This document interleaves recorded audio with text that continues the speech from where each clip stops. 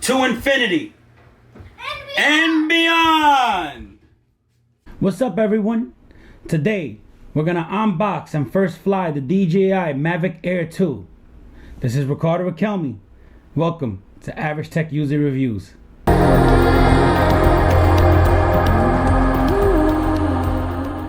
I plan to go where no man has gone before. That's really not correct. But anyway, welcome to the channel, everyone. Today we're gonna unbox and fly the DJI Mavic Air 2. Dear Lord, make me a bird so I can fly far, far away. So welcome again, everyone. This is Ricardo Riquelme with Average Tech User Reviews. Here is the Mavic Air 2. Let's get to it.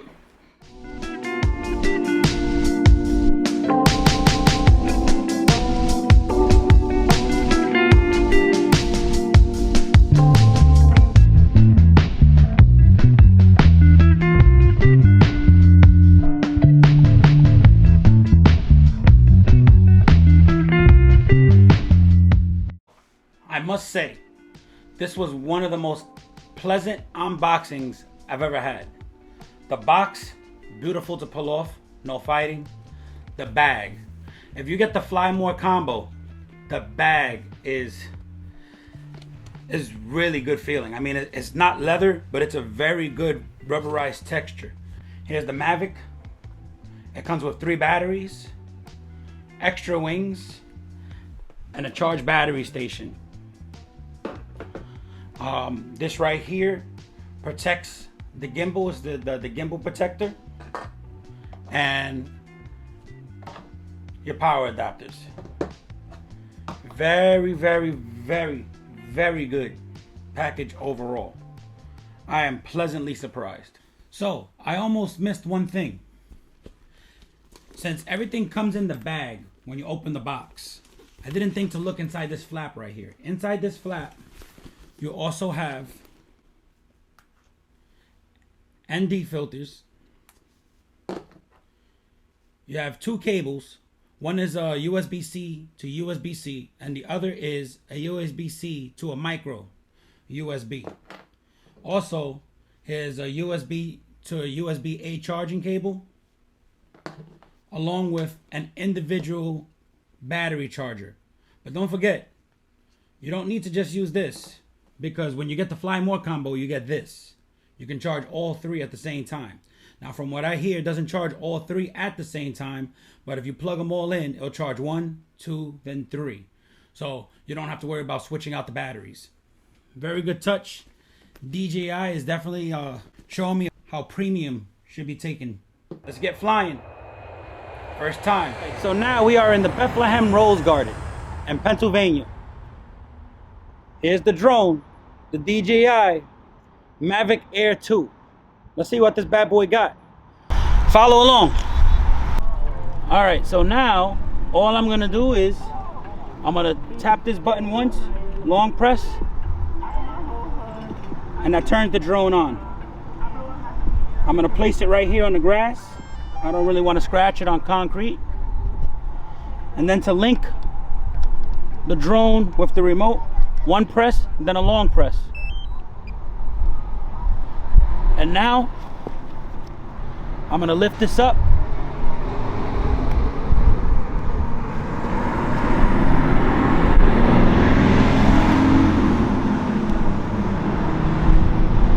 I put the remote right in. Let's get flying. 3, 2, 1.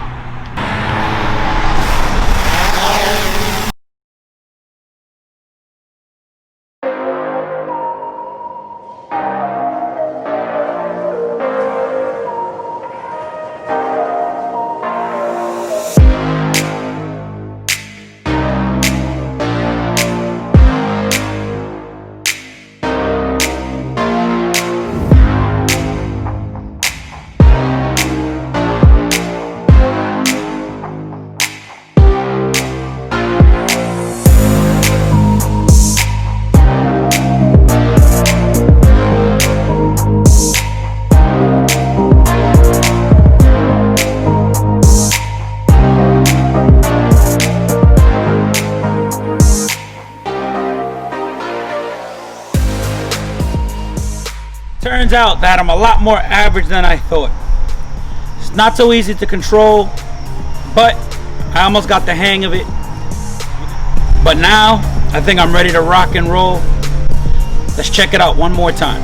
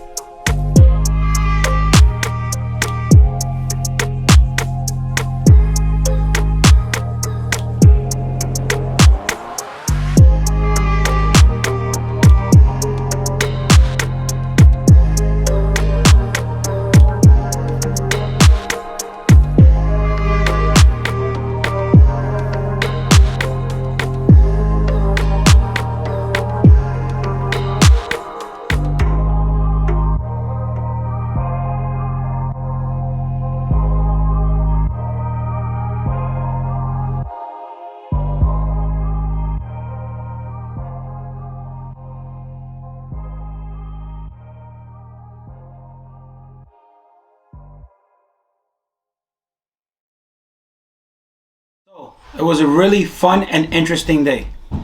Definitely not something I've done before. There's a bit of a learning curve. The joysticks are very sensitive. So when you're trying to do like something like B rolls or even on the A rolls, you have to be very, very, very slow on the thumbstick. If you go too fast, you see that it just takes off. So if you really want a good shot, a professional looking shot, you really have to go slow. With that said, I was able to take advantage of some of the features. Active track. I was able to follow my son on his bike, and man, that drone just took off following him. I thought the active track was really good. I did notice that if there was like a tree somewhere close, it would just stop and then you would have to reset. So that was a little bit of an annoyance, but I would rather that than the drone just hitting the tree. You know, these drones, they cost a lot of money. The Mavic Air 2 actually cost about $800 US retail. So, but I'm very, very pleased with the shots. I was able to get shot of the sunset, and wow, that sunset was absolutely amazing. I'm not the most proficient when it comes to photography. I could definitely see myself using this for professional applications. I've seen a lot of YouTubers saying that this isn't quite professional, but from what I've been able to see, especially on automatic, let me tell you, the automatic mode on this is beautiful. And you could actually lock the exposure right from the app. So even though you're using auto mode, you won't see the shift in highlights in the sky and the clouds. You don't really see the overexposure. So that was actually amazing. But one of the biggest hurdles that I had was actually getting the drone to fly. Yeah, you might say, oh, how does that really make any sense? I'll tell you why. Because if you're in a restricted airspace, the drone will not just fly. You have to unlock it. So just remember, if you're going to get into flying drones, if you want to do it right and not get fined, or at least not take the chance, you should definitely register your drone. If you're in restricted airspace, you need permissions. So what happens is after you get those permissions, which I use an app called Airmap. So Airmap is an easy way to get permissions with the FAA to be able to fly your drone. I really love this app. It makes it simple for somebody average like me and you, which I assume, and it's very simple. You go on the app, you register, and when you get to the place that you want to fly, it will tell you how high you can fly. It does all the legwork for you to get instant authorization from the FAA, which covers you 100%. Now, that is for recreational, but if you really want to make money off it, then you would have to do the Part 107 exam, and then you get a license and so forth. But that does not mean you do not need authorization and restricted airspace. So do yourself the favor, if you're going to get into drone, look into it, register your drone, so that way you have no problems. Now if you do, it's only $5 to register for recreational use. It's $5 to register to make money with your footage, but you still have to take the exam. And from what I see, the exams average about $160 for the exam, plus you need to study for it. Now, I've seen a lot of apps already on the App Store and Play Store as far as teaching you. I wouldn't really go that route. I was able to go on the FAA website and download a PDF so that you could just study that. And you could download a cheap app to test your skills before you actually take the test. But yeah, it's a little bit more involved than what I thought it was going to be.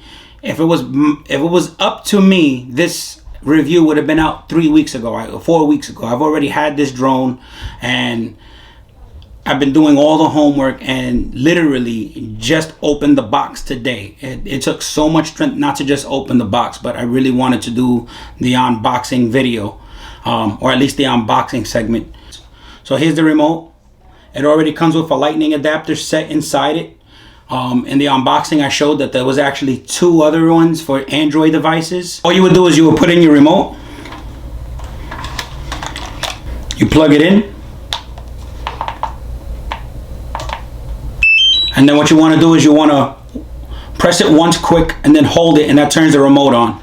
For the drone, for the Mavic Air 2, you press it once and then you press it, long press it, and that turns the boat. Once you have everything hooked up, you go into the app, you connect to aircraft, and then from there it's pretty much simple.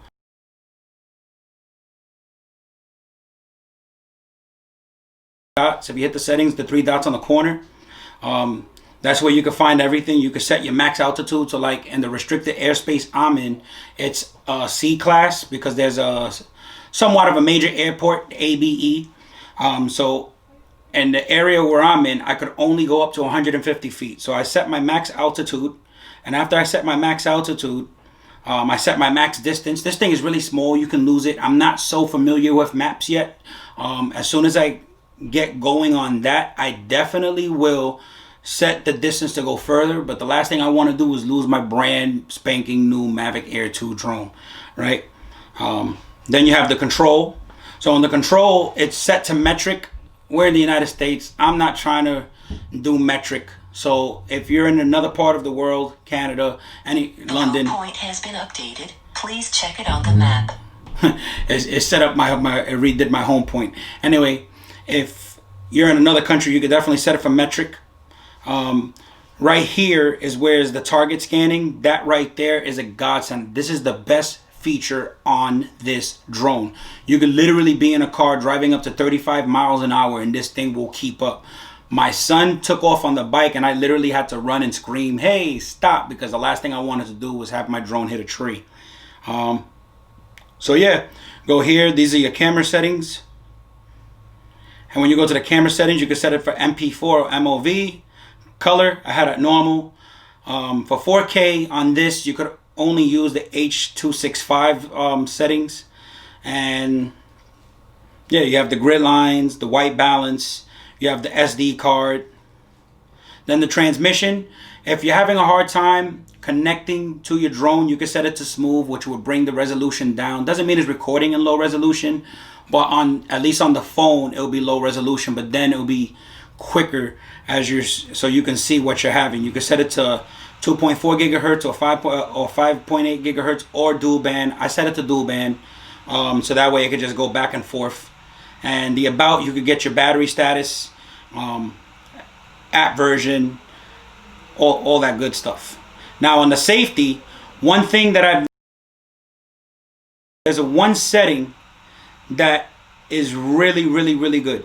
All right, so here's the obstacle avoidance. So on the safety, the one thing I really wanted to point out was, if you go right here to advanced settings, I'm not too worried about return to home, but right here, AirSense. So with the AirSense, it tells you if there's a manned aircraft coming. Manned. It's not going to tell you if there's other drones, but if there's a manned aircraft, it will warn you. This was awesome for me on my first go run. I actually received notification saying there was a plane, which prompted me to lower my drone. And as I lowered my drone, I literally seen the plane just flying right by. That was pretty cool. And it wasn't a commercial plane, because on Lehigh Street in Allentown, there's a small airport there where they have small planes. So this plane really wasn't that high up. I was able to bring down my drone and operate it safely without any crashes or anything like that. So I would suggest literally using that.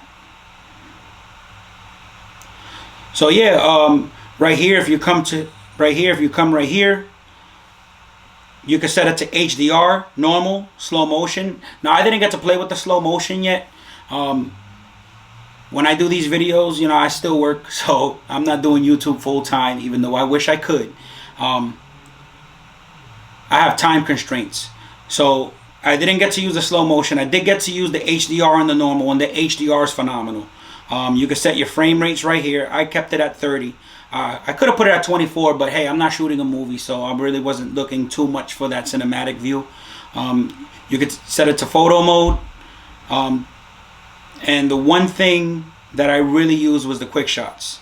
The quick shots was definitely really good. So when I got to the quick shots, which is not going to let me show you because I'm not in flight right now.